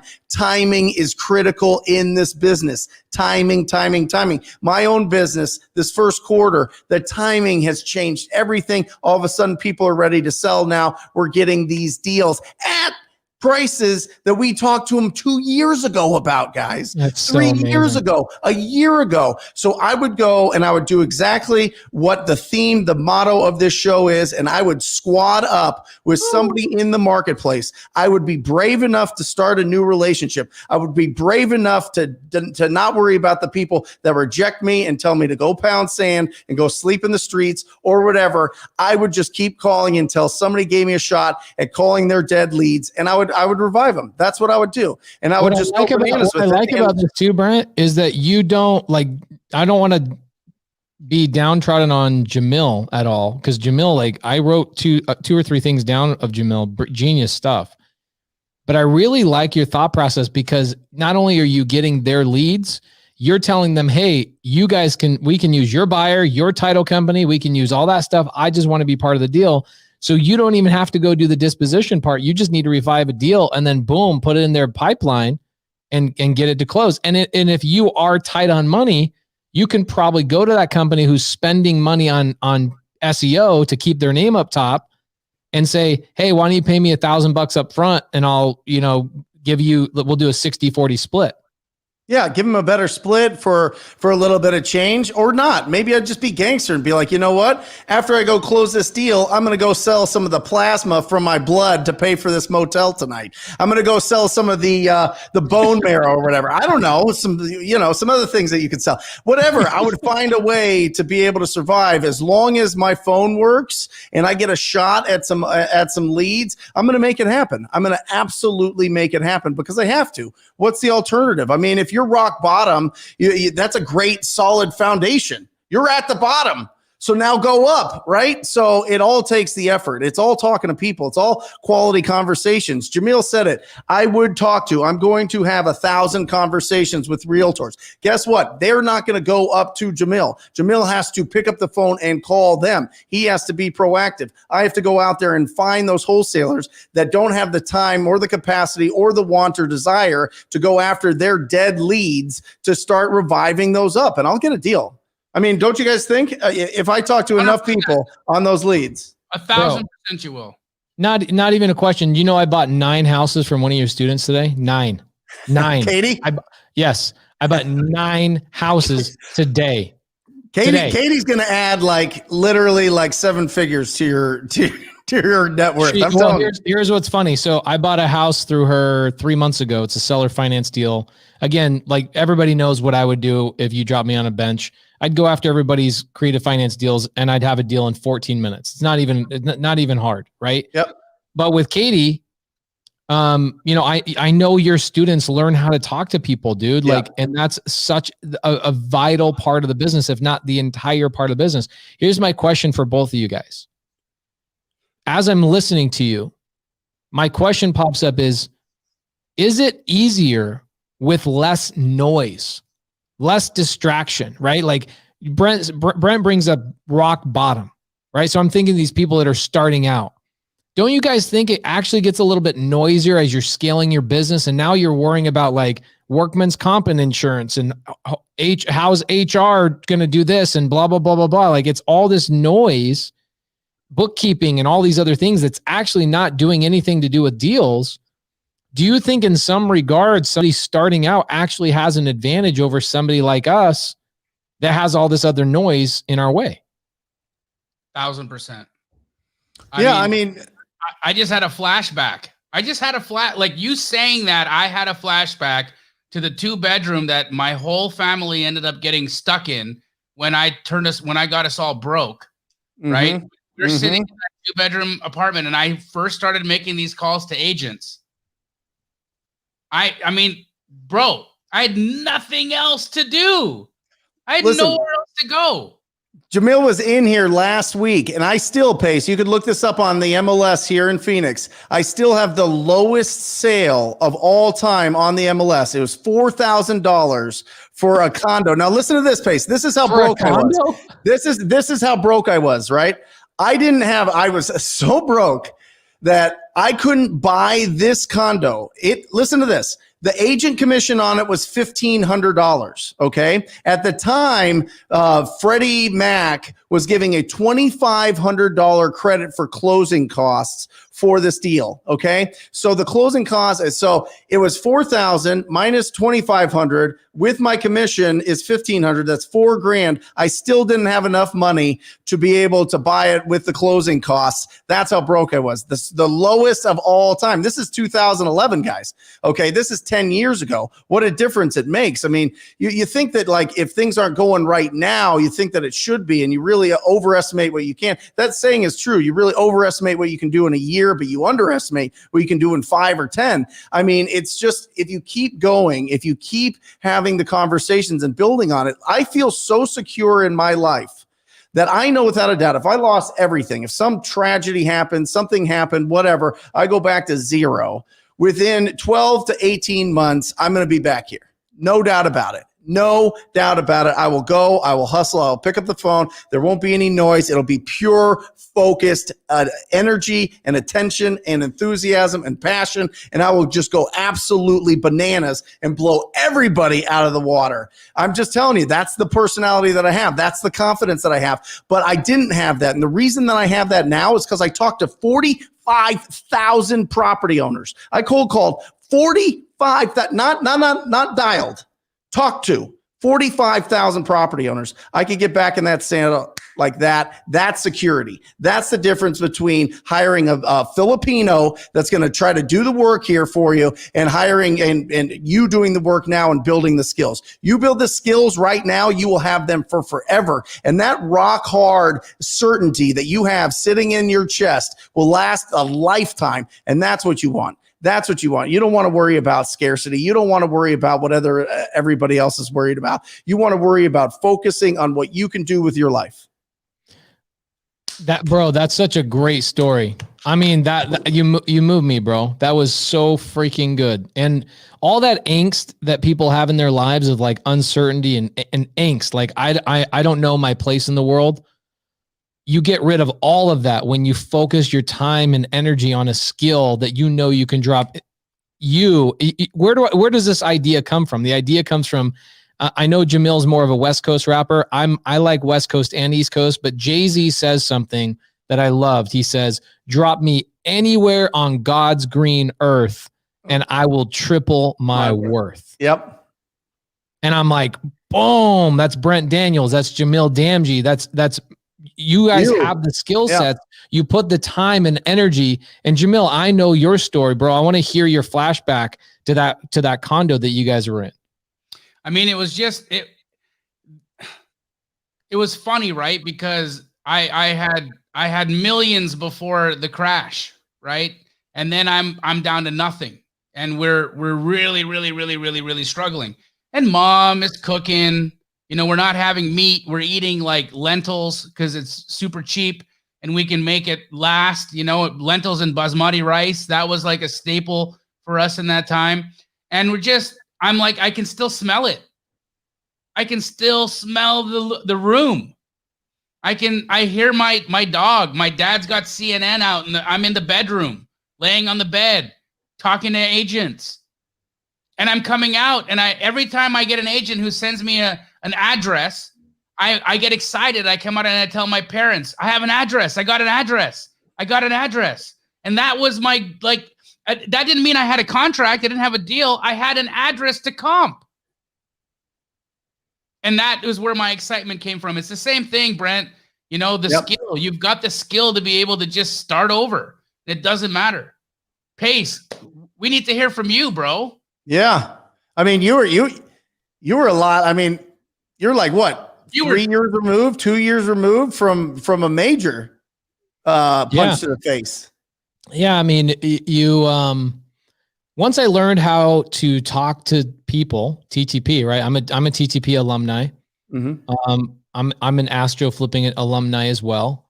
Once you learn these skills, you don't ever have to worry about your ability to make money, right? Ever. And what was interesting is I just did this Instagram post the other day because my daughter Corbin and I did this, and we tried to FaceTime you, Jamil, because we wanted you to help out with the script, but I think you were on a Zoom or something. And we were doing this ad, just, basically talking, we were making a joke and saying, this is so easy, a baby can do it, which obviously is tongue in cheek. That's not obviously true. But as I was making the post, I was thinking about like how grateful I was that my parents taught me how to work hard. Right. But it's more than that. It's working hard on a specific skill that no matter what happens, you can turn your time into massive amounts of money. Like Brent says, an ATM machine. Right. And this amazing game that we've figured out, not even game, this business that we're all so lucky to be in, this niche inside of real estate, allows you to go anywhere in the country. In fact, you can even do this outside of the country, right? All three of us have students that are all over the place. I've got students in Switzerland, right, that virtually wholesale in the United States. I've got Jacques Prima, who is in Italy, virtually wholesaling in America. Amazing stuff. There's nothing like teaching somebody that skill and allowing and watching them becoming a behemoth. So for me, Jamil tells this story. I very rarely will talk about it, but when somebody put me in a really bad situation it was 27 months ago, put me in a really bad situation in more ways than one, more ways than just, it was my credibility. It was my business. It was employees. It was relationships. It was 10 years of hard work to get to this pinnacle of my life for somebody to strip it all away from me. And Jamil, did I ever act downtrodden or in despair or anything like that during that time frame? What's really interesting, Pace, is that I didn't know that. I mean, I knew you were going through it, but I didn't know the extent of it until the conversation we had about the house you were building for your family. And that point, because you were so lighthearted still. You're still Pace. You weren't sad Pace. You were Pace. Right? You're the same dude. Jovial, awesome, loving, happy, just, still generous, sharing, giving, honest. All those qualities that you have that are real and true were there, even in your dark day. Right? You weren't a dick on the phone. You were a normal dude. And I remember that day so vividly as well when you called and you asked for for us to have to wholesale that house. And that's when I felt the enormity of your situation. Because because you didn't give me that emotion until that time. That's when I knew, oh my God, he's losing his house. He's losing his house. Damn. I didn't know until then. Yeah. I mean, it goes back to what both of you guys are saying, is that you get a skill and you're so absolutely secure in that thought process that you're like, nothing can touch me. Right? Yep. Nothing can touch me. And that's the power of what wholesale, and not just wholesaling cash deals, but wholesaling creative finance. Now for me, I was doing creative finance deals before that, but I had to sell my whole portfolio. I had to sell my personal home to keep my business afloat because that guy stole all my money, put me and my 165 employees in the crosshairs of near bankruptcy. I made it out. How did I make it out? Wholesaling real estate and creative finance. That's how I made it out. Now, in 26 months, we've acquired 130 cash flowing properties. In 26 months, we have 16, streams of income. And all of that comes from learning from Brent, learning from Jamil, being around the right people, and learning a skill that you never have to worry about again in your life. Now, this is why I wanted to point this out in the very beginning with Jamil, and same thing with Brent. Jamil says, I'm in Omaha, Nebraska. Within 48 hours, I can go get a deal. 48 hours, I can get a deal. So my question to the audience right now is, what is it that you need from us three to to go out and get a deal in the next 48 hours. Same thing with Brent. I feel like Brent's tactic, and there's 100 different ways you can go down this road. And Brent chose one that fits his freaking personality so well. Jamil picked one that fits his personality so well. And there's 98 other amazing strategies to go get your next deal. 98. Okay. My strategy would literally be this, very similar to Brent, which would be, hey, wholesalers, give me your 95%. You know, the 95% that say no to Brent. Brent can have the 5%. He's going to make a lot of money on those 5. Give me the other 95, because I can wholesale sub 2s. I can wholesale seller finance. Those deals that Katie's selling to me in my company, those 9, she will make enough money to buy 4 of her own rentals from the same seller. Wow. Okay, she's wholesaling those, right? So we got to remember, wholesaling creative finance is one of the easiest things of all time. So for me, I bought 9 deals. What did I pay? I paid Zillow price. I paid full retail. The seller says, I want whatever Zillow says. Done. You give me 2% interest on a seller carry. Done. In fact, I'll pay you 10 grand over retail. I don't care. I want to cash flow those Airbnbs. I want to cash flow those properties. Now, Katie made a healthy amount of money that she was able to go make that. So that's what I would do. That would be my strategy. Amazing how diverse and how many avenues there are in this game that everybody can go out and, according to their personality, could go crush it. Now, here's Luke Rotvold, right, who used to work for you. He would probably do the same thing as you, Brent. Cold call, right? I know what Thomas Martinez from Keegley would do.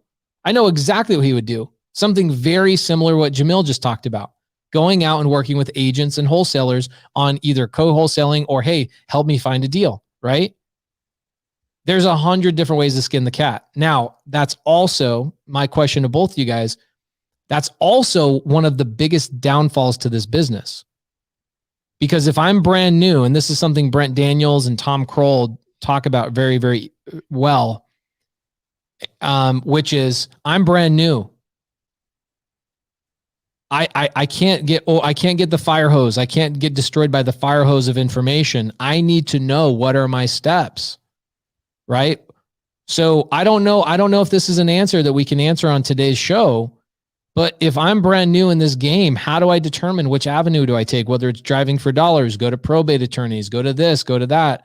Do you guys have any insight on that? Is there any sort of like gauge or compass that says, okay, your personality says to go this? Or is that something we need to talk about in the future? Because I think if I go on YouTube and I'm brand new, I'm going to be thrown all over the place.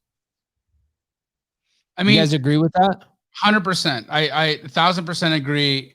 I think, because I seen that exact question in here is, how do you know, what is it? Kai Smith said, how do you find out which personality fits which avenue best, right? So that's what, like, how do you know what to do? But honestly, I think that it's all interchangeable, right? The fact is that what we are describing right now is extroverted going out and having conversations and getting opportunities in front of our faces. And Brent could be doing what I was doing. I could be doing what you were doing. You could be doing what I was doing. I could be doing what Brent, like we could interchange that whole thing. And I think the result would be the same. What I want to understand is, how does Cody Barton do this? Oh, I love that. I want to know how does the integrator introvert, the systems guy, get dropped off into a city and go and create their deal? Obviously, it's a squatting up situation. He's going to need to, and it's all squatting up. We all squatted up, right? But he's going to be squatting up on the other side of the equation. He's going to bring a different skill set, and he has to use his skill set to leverage a relationship to bring him an opportunity. Just like he did with you, Pace. I love that. But wasn't he hustling up? I mean, he came to you. I mean, he approached you as, how can I be of value? How can I do something? You know what I mean? He still was proactive there, Jamil. I think what you're talking about is just being proactive, whether that's like Hunter behind DMs and texts and all that, right? Never had a phone call. Hunter never made a phone call. And that dude started when he was like 17 and looked 12, right? I mean, for real. On Sunday, he got engaged on Sunday. Started when he was 17. Hunter would send me DMs in my Facebook. Yep. And then when he finally got my phone number, would only talk to me via text. Every time I dialed Hunter's phone number, it went right to voicemail. Yep. And then as soon as it went to voicemail, he'd respond with, "Hey, I can't talk right now. Can you send me a text?" Yep. And then we'd have the conversation via text message because he was just had anxiety about getting on the phone. And listen, he probably lost out on some opportunities because of that, but because he was so tenacious with his communication. I mean, I remember responding to one DM, and he probably sent me 100. You know what I mean? To everybody. He sent it to everybody. He was everywhere. He was doing it all himself. He was just hustling. He was being proactive. And by the time that I responded to him, oh my gosh, the guy was, I mean, he was on it all the time. You could feel the hustle in him. And you knew that he was young. You knew that he was just, trying to exchange his efforts for, income. I mean, it wasn't like he was coming out with, a big, fat bankroll of somebody, investing in him and in his business. No, he was just being out. And I'll tell you what, you could do a lot of damage with DMs and text messages and everything, especially to distressed property owners or to other wholesalers or other investors. Some of them might even prefer that you do that and not call them. So, I mean, it's, and by the way, the guy that we're doing this big deal, we're buying it for 190, selling it for 305. He texted Jeremy for like 2 weeks. He never talked to him. And we and finally got him on the phone to lock up the deal. But I mean, you could do a lot. If maybe you don't feel like you have all the skills of an extroverted, very enthusiastic person, then use the skills that you have to communicate through messaging. But just make sure that you're being, one, proactive, and two, you are over communicating with everybody. You lose when you ghost people. You lose when you can't close on deals. You lose when you overpromise and underdeliver. But you win even if you have bad news, you're there to talk about it and communicate it. I mean, there's a guy locally here that's been around for a long time that all he does is text people and get deals, and has been doing it for years and years and years. We've done a lot of business with him, Jamil and Pace and everybody. But it's all communicated. It's just over communication. Even with bad news, if you communicate, you're going to be in a better spot. So yeah, that's a really good point. One thing I can say is I tell my employees this. I go, there's no such thing as I don't mind bad news. I mind bad information. Yep. Right. Give me good information. Give me the correct information. As long as it's bad news, just communicate. Right. And you're going to get a lot of deals. Now, going back to Cody, I'll tell you what Cody's business looked like. Okay. Cody was generating leads, right? He was using Batch when Batch was like in their beginning phases. And he saw Batch on Steve Trang's show, and he was he had gotten a decent amount of deals, but they were all through text. Right? They were all through text. And so he just knew that there was a good amount of people that needed him to pick up the phone and convert. You guys remember Desiree that came on the show about 3 or 4 weeks ago, my private lender? That was mine and Cody's first seller. What did he described her as? Slippery. Oh, she's very slippery. And I tell her, I joke around with her now. I was like, you're one of the most slippery sellers we ever had. But you know what it required somebody to get on the phone and actually talk to her, right? Because what he was trying to do, to Brent's point, is like, you are going to miss out on some opportunity if you refuse to get on the phone, but it doesn't mean you're going to miss out on every opportunity. I would say Cody was doing a good job. He was making a living, right? But so if you're an introvert, texting is a great way to do it. Texting is an amazing way to get out there and be proactive. And then if you get sellers that are not texting you back and you need help, that's when you squat up. And that's what Cody did. He's like, I know I have good leads. And you know how many times, I mean, guys, we get so many people that DM us like, hey, what do you think about this deal? Like I had a deal the other day, no joke. ARV's 300. They send me the deal for like 415. And they're like, well, if you tear the house down and you do this and you blah, blah, blah, blah, blah, then it could be 415. I'm like, or it could be 500. And I'm like, okay, so it's going to cost me 600 grand total to sell a house for 500 grand. No thanks. Right.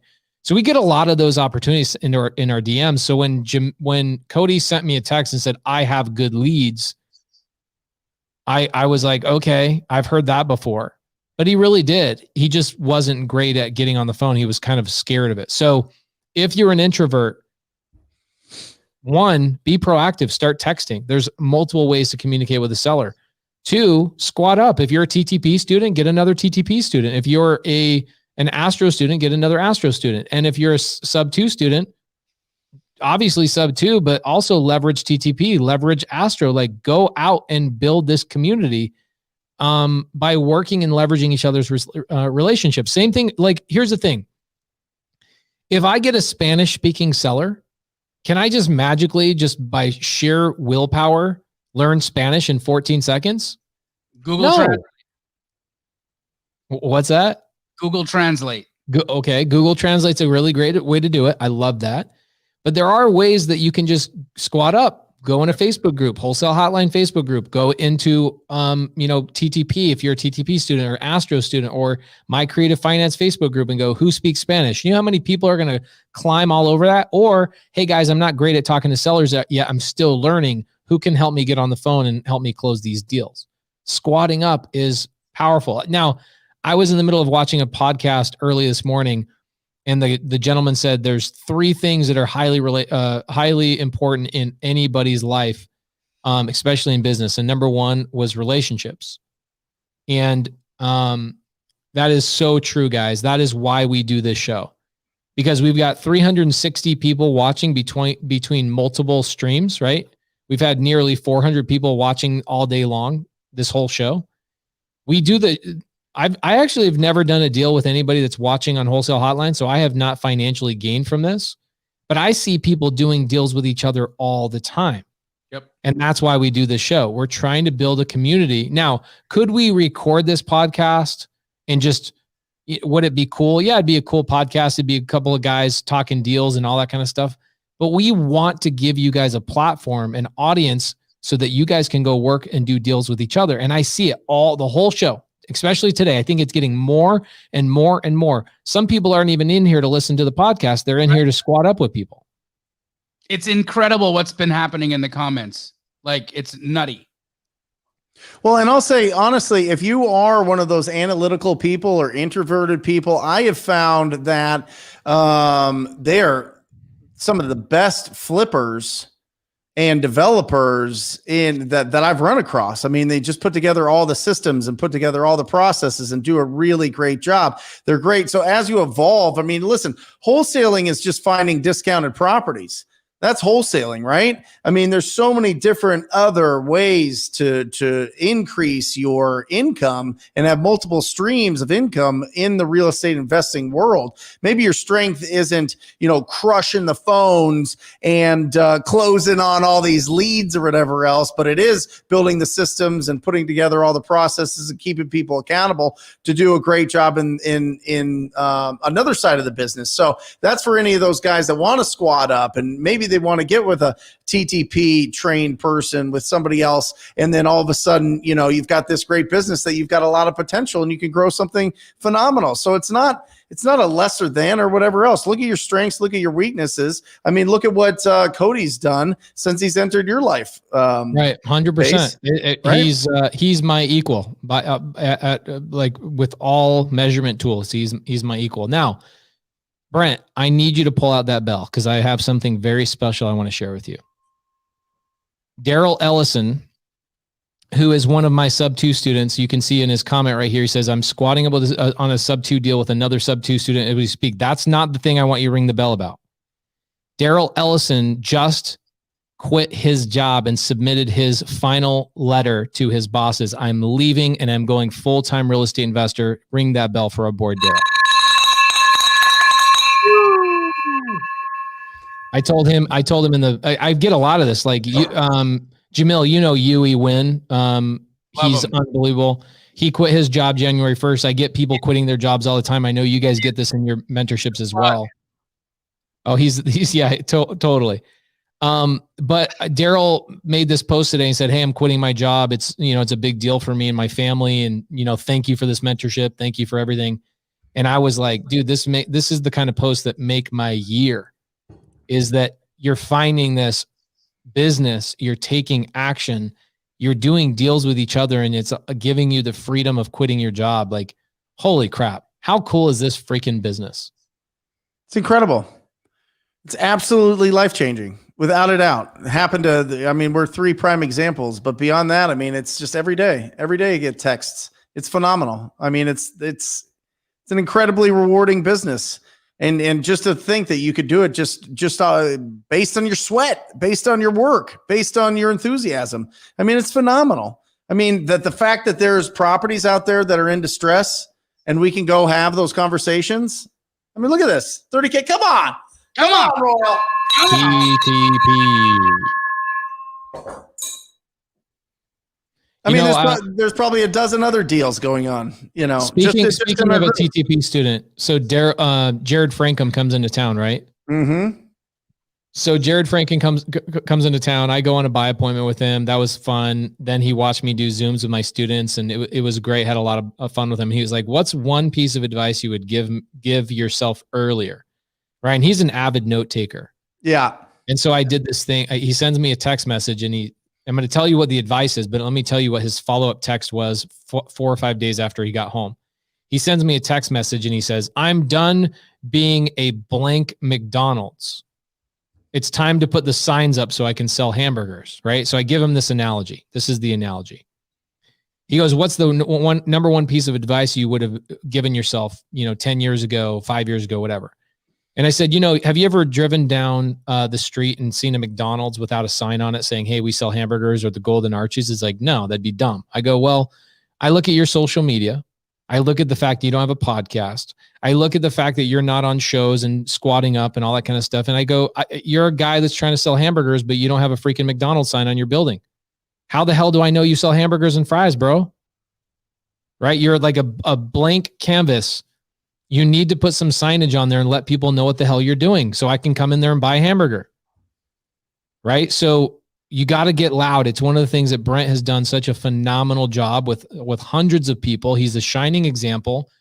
Jamil, I look at Jamil now in his social media and I'm like, I text my team. I go, "Yo, Jamil's caught up to us and I think he's surpassing us. His game is strong. He's unbelievable." Bro, I'm learning from you two. Honestly, I knew nothing.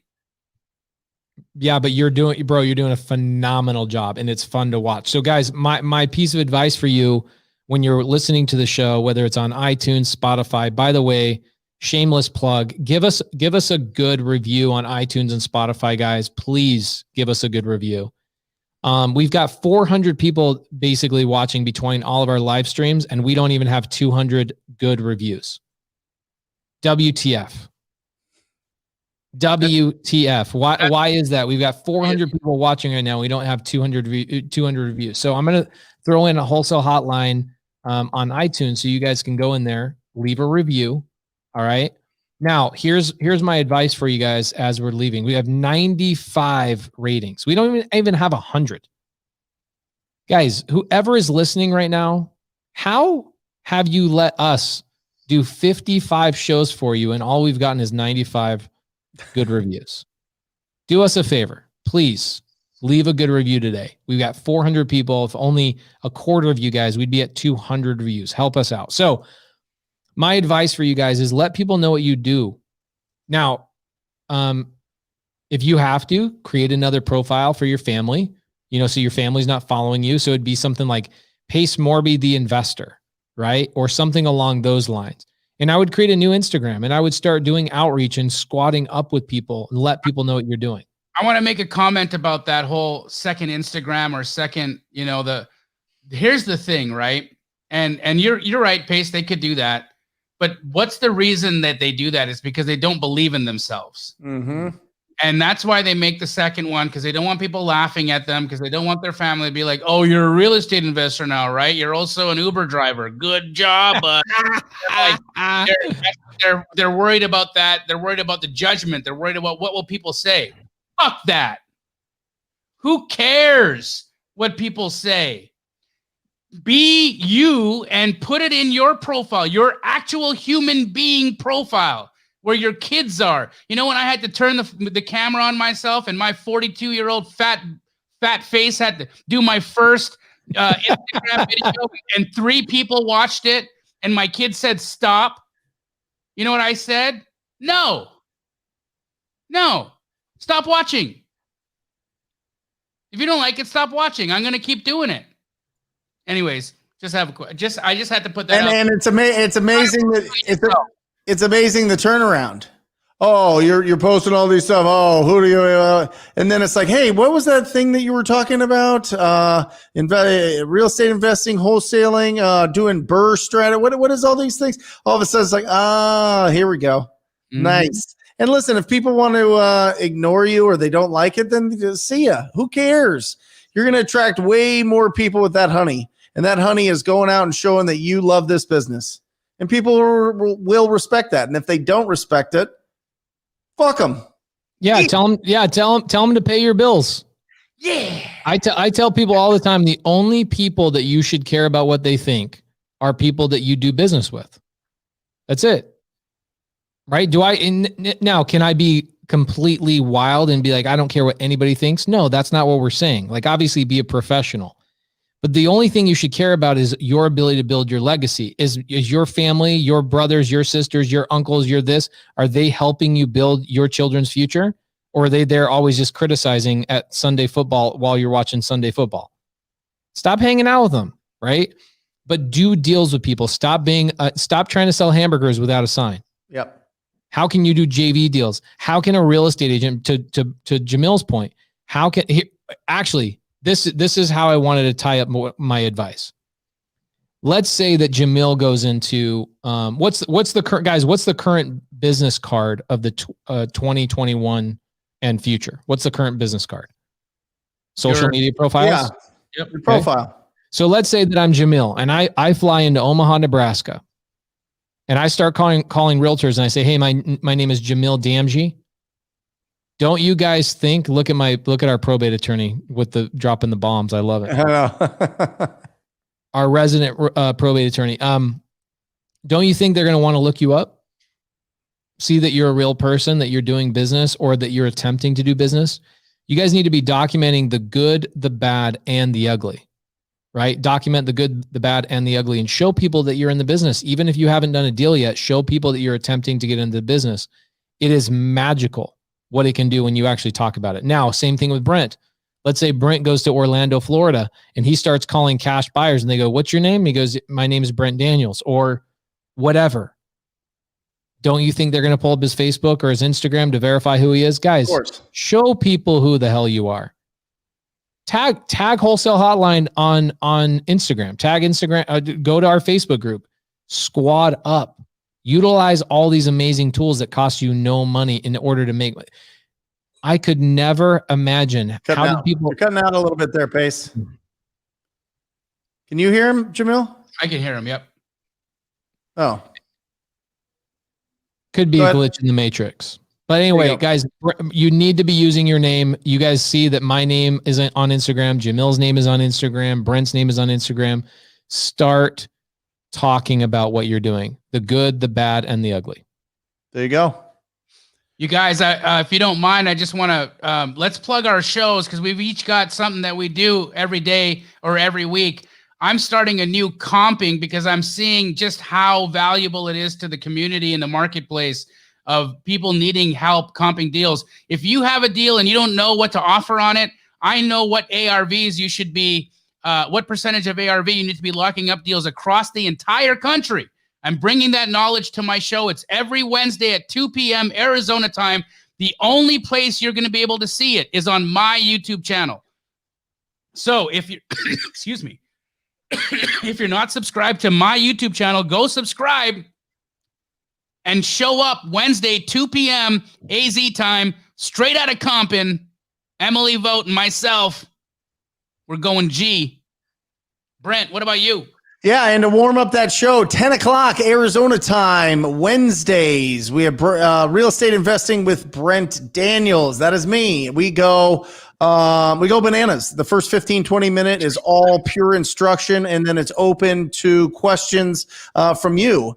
And it's a fantastic show. We love it. It's well produced and would love for you to join. So if you do have that fire, make sure that you jump on live to get your questions answered. If not, definitely check out the replay. It'll definitely be worth it. And make sure that you're subscribed to each one of our channels. Hit that subscribe button. It's 3 clicks. Today, make sure that you're subscribed so that you see all of the new videos and the new content that's coming out from Pace Jamil and myself. That way you get that juice in the middle of the day. When you get that, you're like, oh, yes, okay. And maybe it's a short video, maybe it's longer, but it'll give you enough to really keep your momentum going. And you need to surround and be obsessed with this business, because if you do, it's going to open up so many doors for you. The only thing I have to plug right now is please leave us a review on iTunes. We have 400 people watching, guys. Please give us a review on iTunes. It would mean a lot for us. We want more people to watch the show, more people to do business with. We appreciate you guys, and we will see you next week on Wholesale Hotline. Remember the time change. So, guys, this is what I want you guys to do. I want you to come next week, but I want you to bring somebody new with you.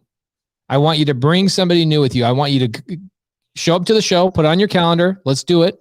5 o'clock Arizona time is when we go live. So Google it in your area and go find one person in a Facebook group and say, hey, let's watch this together. Let's go drive for dollars together. Let's hang out at a Starbucks together.